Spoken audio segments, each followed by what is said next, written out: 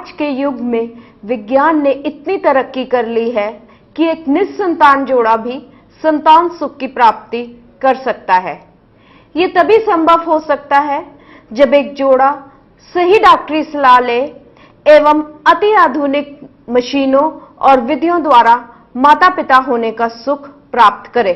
बांझपन की समस्या 40% औरतों में, 40% आदमियों में और लगभग 20% दोनों में पाई जाती है। लगभग 8 से 10% ऐसे जोड़े भी होते हैं जिनमें कोई कारण नहीं होता पर फिर भी उनको बांझपन की समस्या होती है। जब भी एक निस्संतान जोड़ा डॉक्टरी सलाह के लिए आते हैं, दोनों आदमी और औरत के टेस्ट किए जाते हैं। सबसे पहले दोनों की एक डिटेल्ड हिस्ट्री ली जाती है, जिसमें लेडी की मेंस्ट्रुअल हिस्ट्री पूछी जाती है और पूछा जाता है कि उनको कोई आपसी संभोग में प्रॉब्लम तो नहीं आती। आदमी का जो टेस्ट है, सबसे पहले एक सीमन टेस्ट किया जाता है, जिसमें हमें पता लगता है कि आदमी में स्पर्म्स की क्या मात्रा है।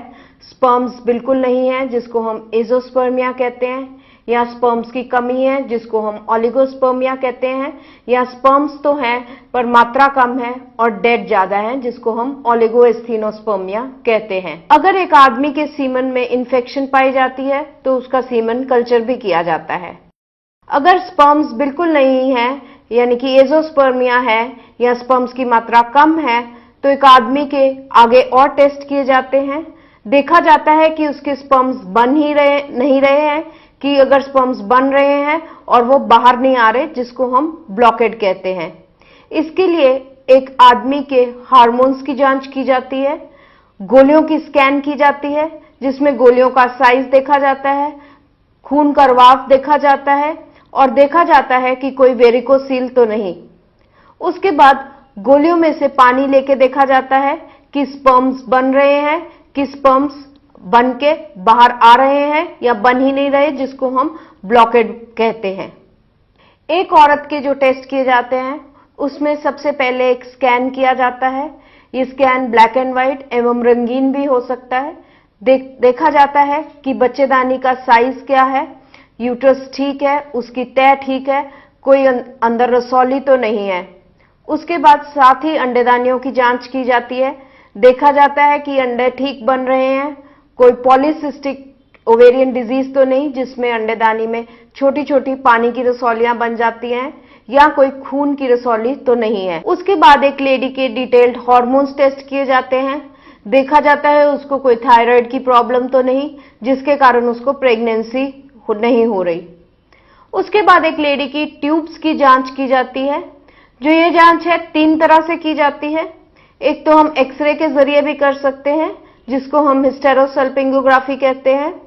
दूसरा ये स्कैन के जरिए भी की जाती है, जिसको हम सोनोसाल्पिंगोग्राफी कहते हैं। और तीसरा है जिसको हम दूरबीन डाल के पेट में ट्यूब्स देख सकते हैं। इसके बाद दोनों हस्बैंड वाइफ के एंटी स्पर्म एंटीबॉडी टेस्ट भी किए जाते हैं। कई बार देखा गया है कि एक हस्बैंड वाइफ की कंसेप्शन तो हो रही है, यानी कि प्रेगनेंसी हो रही है, पर बार बार एबॉर्शन हो रहा है, बच्चा गिर रहा है।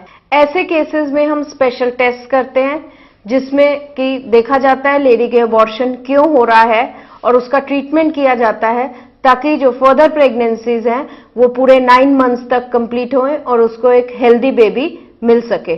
जिन आदमियों में शुक्राणुओं की समस्या है, उनके लिए हमारे पास स्पेशल विधि है, जिसको हम इक्सी विधि कहते हैं।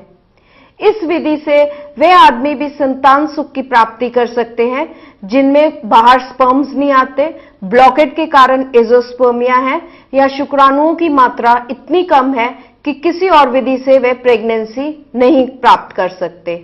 इस मशीन को हम इक्सी मशीन कहते हैं। ये उन पेशेंट्स के लिए यूज की जाती है जिसमें हमने इक्सी करनी है, जिनमें स्पर्म्स नहीं है। इसमें एक एग और एक स्पर्म का मिलन माइक्रोस्कोप के अंडर किया जाता है। इस विधि में हम एक स्पर्म ले